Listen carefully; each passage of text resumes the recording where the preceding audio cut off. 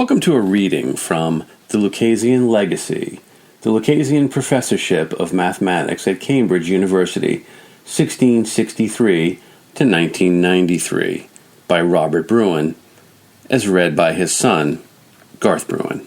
William Whiston, 1703 to 1710. He is, it seems, a man of very quick and ardent spirit, tall and spare, with a pointed chin, and wears his own hair. In look, he generally resembles Calvin. He is very fond of speaking and argues with great vehemence. Zacharias Uffenbach. William Whiston, 1667 to 1752, was the third Lucasian Professor of Mathematics at Cambridge University, succeeded Sir Isaac Newton. He entered Clare Hall in 1686 as a Caesar and was elected Fellow in 1691. He became M.A. and was ordained deacon in 1693. Whiston's tenure was the most controversial of any holders of the chair. No other professor had problems like his. While Barrow and Newton both resigned the post in good standing, Whiston was forcibly removed as a heretic. The event was a blight caused by overreaction of the churchmen, but certainly in keeping with the previous 70 years of religious strife at Cambridge. Unlike Newton and Barrow, Whiston was never invited to be a member of the Royal Society, due to Newton's feelings about him after he was forced from Cambridge. He was permitted, however, to lecture to the Society frequently. Newton had been appointed Warden of the Mint in 1696, but continued as Lucasian Professor even though he had moved to London. In 1701, Newton persuaded Whiston to take his place at Cambridge. He then gave up the chair, recommending Whiston for it.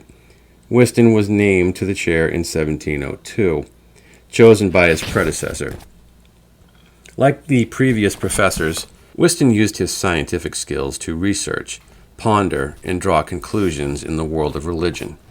His beliefs against Trinitarianism and his belief in primitive Christianity came from extensive reading and thinking. Although he published his work mostly in Latin, enough was available in English to permit the authorities at Cambridge to conclude he was a heretic based on his rejection of the Trinity.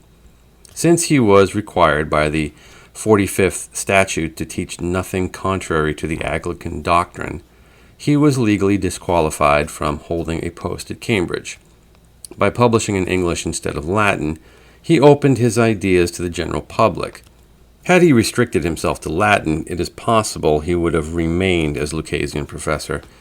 Authorities feared a contamination by heretical ideas that would result in some sort of disaster for the established church.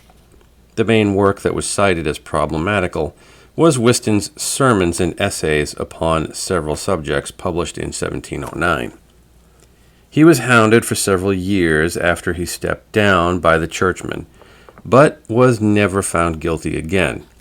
Later, he founded a society for primitive Christianity and continued his publishing and teaching. Whiston first published work, A New Theory of Earth, from its original to the Consummation of All Things, 1696, attacked Thomas Burnet's work, Sacred Theory of Earth, apparently inspired by Newton's Principia. He tried to use the principles of Newton to explain Genesis, as well as the biblical flood. While he was Lucasian Professor, Whiston published an edition of Euclid intended for students. He lectured on astronomy and published his notes as books. The first was Predilections Astronomicae Cantabrigiae in Scholis Publicus Habitae, published in 1707, with the English version Astronomical Lectures read in the public schools at Cambridge in 1715.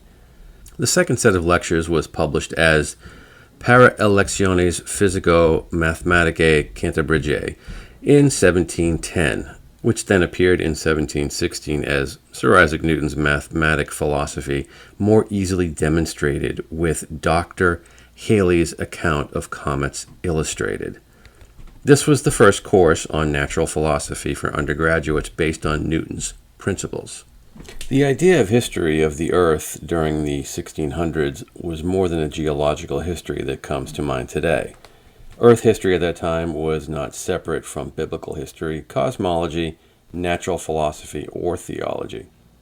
Much of the work done then was to give scientific justification to biblical stories, such as Genesis and the flood. The idea that the Earth changes and has tectonic plate shifts had not yet been accepted as a standard theory. Bruen had produced an elaborate theory to explain the Earth's history, much of it centered around the Great Flood. Some of his ideas were actually quite reasonable. He postulated a hot core, foreshadowed trade winds, and the evolution from a formless mass into a solid body. He believed, incorrectly of course, that the interior of the Earth was mostly hollow.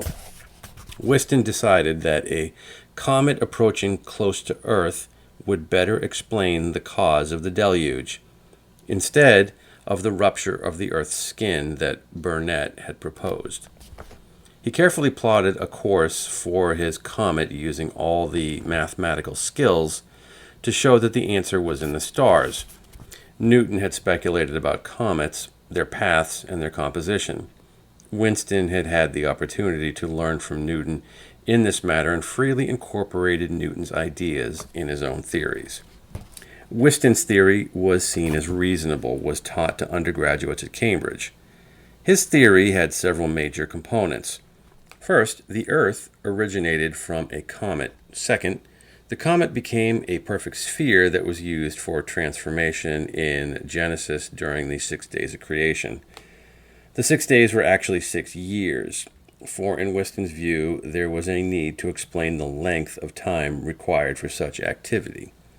The Great Flood followed, then receded, preparing the Earth for present-day life. He then predicted that another comet would eventually destroy Earth. He left open the possibility that more comets would come to repeat the cycle. Whiston was a prolific writer, even extending beyond religion and mathematics. He authored works dealing with the longitude problem of the period, astronomy, exploding guns, and the measurement of Earth's magnetic field. He was a witness to an aurora borealis, which he described in detail in a Royal Society publication. He also did work on solar eclipses and sunspots. His true contribution was the observation and calculations rather than the theories he produced. Whiston went from renowned academic to outcast because of his beliefs in Aryan theology, millennialism, and Whig politics. Whiston's affair, as it became known, shows much about the status of religion during the early 1700s. Whiston had 3 characteristics that related to his affair that needed to be understood. He was very puritanical. He desired strongly to return to the primitive state of the apostolic age, and he tried to use his scientific capabilities to further his religious ends. In August of 1714, Queen Anne died, and the affair was finally closed. The affair was ultimately a failure of the Tories to enforce orthodoxy within the Church of England, and a Whig triumph. Whiston was not alone in his persecution, but he was certainly a pivotal figure. Things were not the same after him. Thank you for listening to this segment of The Lucasian Legacy, the Lucasian Professorship of Mathematics at Cambridge University by Robert Bruen. To learn more or support this podcast, go to lucasianchair.org or our Instagram account, Lucasian Legacy.